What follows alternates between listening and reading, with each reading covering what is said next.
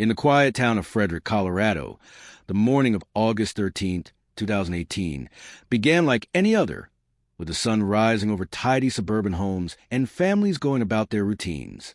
But in one house on Saratoga Trail, a horrific crime was unfolding, one that would shatter the illusion of a perfect family and captivate the nation. Chris Watts, a 33-year-old oil field worker, had just murdered his pregnant wife, Shanann, and their two daughters, Bella, 4, and Celeste, 3. What followed was a chilling tale of deception, betrayal, and a failed attempt to erase his family, exposing a darkness that contrasted sharply with the couple's curated social media image. Chris and Shanann, what seemed to embody the American dream. They met in 2010 in North Carolina after a Facebook friend request sparked a connection.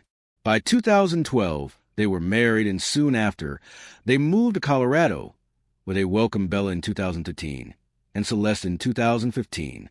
Shanann, 34, was a charismatic woman who shared their family's life online, posting videos of Bella singing and Celeste toddling around, her pregnancy with their third child, a boy named Nico, announced with joy.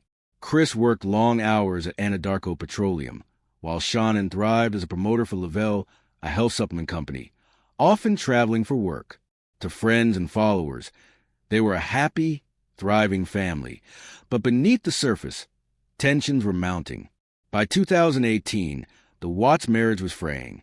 Financial strain weighed heavily. A 2015 bankruptcy filing left them with a $3,000 monthly mortgage, car loans, and mounting credit card debt.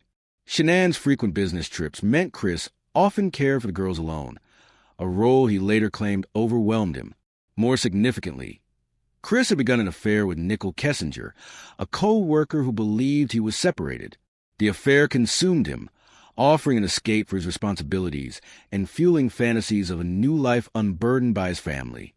On August 12th, Shanann returned from a business trip to Arizona around 2 a.m., dropped off by her friend Nicole Atkinson. Hours later, she missed a prenatal appointment, and her phone went unanswered. Alarmed, Atkinson contacted Chris, then called the police for a welfare check. Officers arrived at the Watts home, finding Shanann's car, purse, and phone inside, but no sign of her or the girls. Chris, appearing nervous, spoke to local news that evening, pleading for their return. "Shanann, Bella, Celeste, if you're out there, just come back," he said, his voice shaky. "I just want them back." The public saw a worried husband, but police were already skeptical. The investigation quickly exposed inconsistencies. Neighbor Nate Trinistica security footage showed Chris backing his truck into the garage at 5:27 a.m. on August 13th, loading it before leaving, contradicting his claim that Shanann had taken the girls to a playdate. Kessinger, learning of Chris's lies through news reports, contacted police, revealing their affair and his false claims of being separated.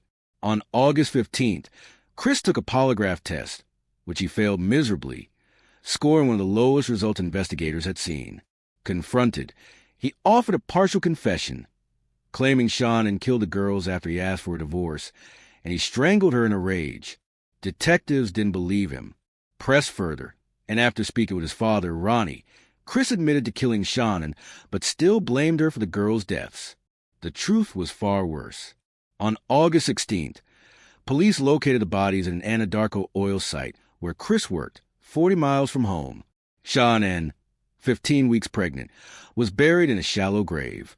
Bella and Celeste were found inside crude oil tanks, their bodies forced through 8-inch hatches. The autopsy revealed Bella had fought back, with scratches on her body and a tuft of her blonde hair caught on the hatch. In a February 2019 prison interview, Chris confessed to full horror. He smothered Shanann in their bed, then drove her body and the living girls to the site. Bella asked, "Is Mommy okay?" as he carried out the unthinkable.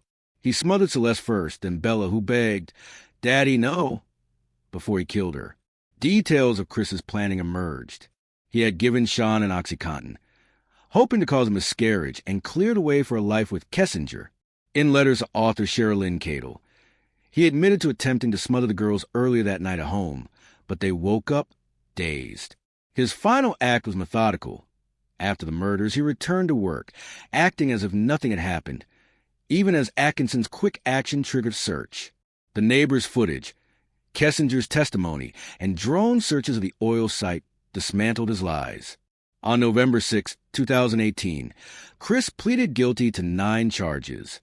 3 counts of first-degree murder, 2 counts for murdering children under 12 in position of trust, 1 for unlawful termination of a pregnancy, and 3 for tampering with a body.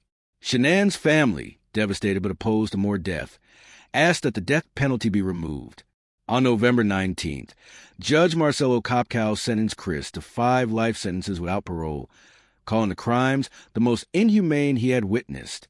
Chris was later moved to Dodge Correctional Institution in Wisconsin for his safety. The case became a media firestorm, amplified by Shanann's social media presence, which offered an intimate glimpse into her life. The 2020 Netflix documentary American Murder.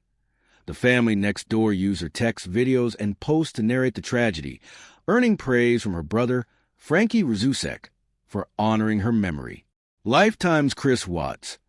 Confessions of a Killer drew criticism from Shanann's family for inaccuracies and lack of consultation.